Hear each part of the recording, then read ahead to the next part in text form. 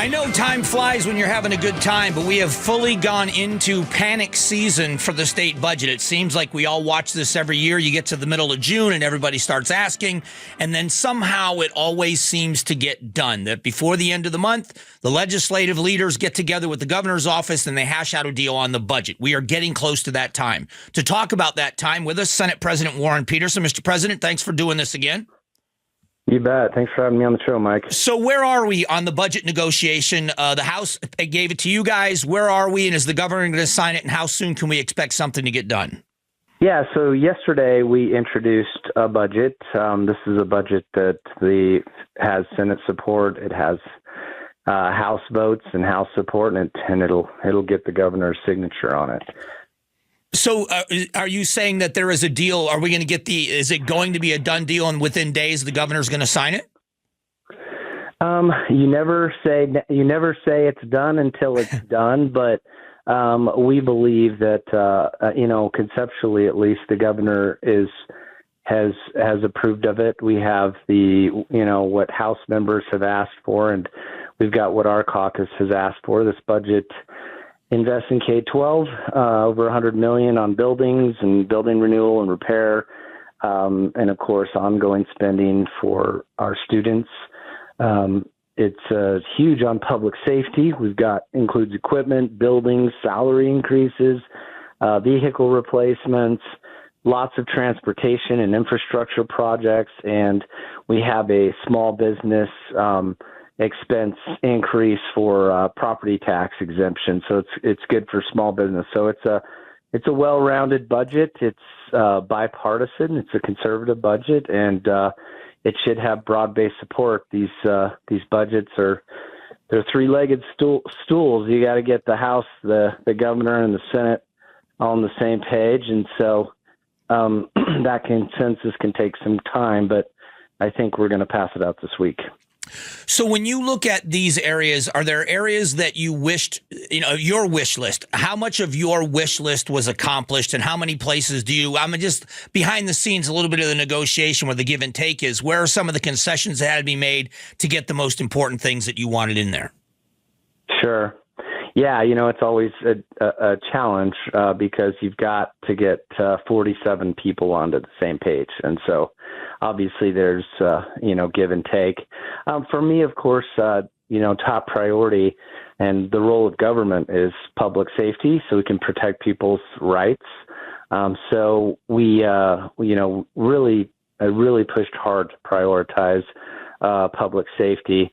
And then, of course, education and transportation. So I feel really good. I mean, those are really the three core things that we want the budget to be focused on. And those three areas, I think we did well. And, of course, protecting our taxpayers and small businesses by keeping taxes low, regulations light. That has been part of what we're trying to accomplish. One of the things we spoke about last time you were on the show was the governor's veto about foreign entities owning land near military bases.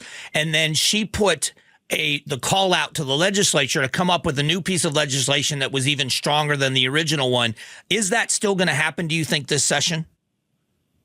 We hope so. In fact, the sponsor of the bill, Senator Champ, she's working with the House and the Senate to try to revise something that would be stronger. Of course, if the governor's serious on this, we're gonna. Of course, I mean this is a Republican issue. If she's gonna work with us on it, great. We'll put it on her desk and look forward to his signature. The other question I have has to do with the Diamondbacks. Is there a piece of legislation that is going to be passed and signed that is going to keep the Diamondbacks in downtown Phoenix? And if that is the case, what will be in this piece of legislation? Yeah, so there will be a Diamondbacks bill that will be moving along with the budget. It had to be contemplated with the budget to make sure that the budget balances. It includes some funding every year to make sure that the facility can be maintained. It is a public facility, and so the government does have some responsibility, and that will be addressed in a bill that will move with the budget.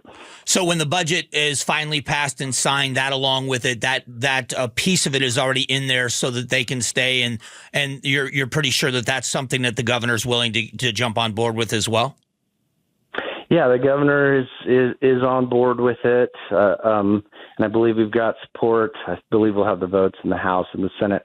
It won't be in the budget, but it'll be a separate bill that will move along with the budget. We had to hold off because due to since it was what we call a money bill, and there's other money bills. Those things you can't move them until you're sure that everything balances out.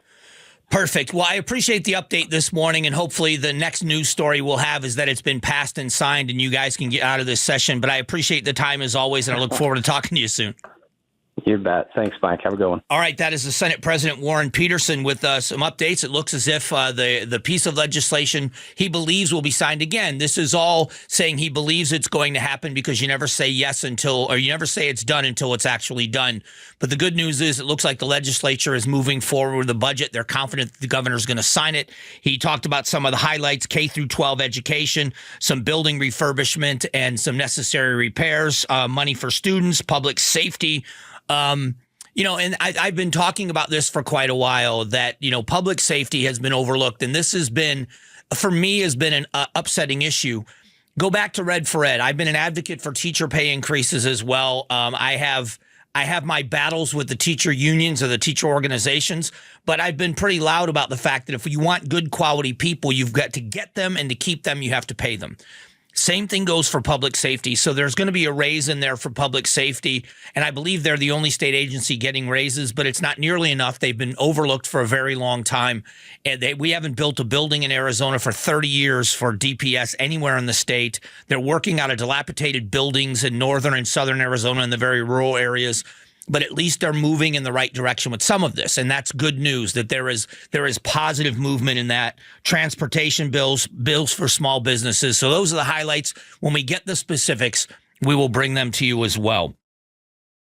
Thanks for watching the Mike Broomhead Show.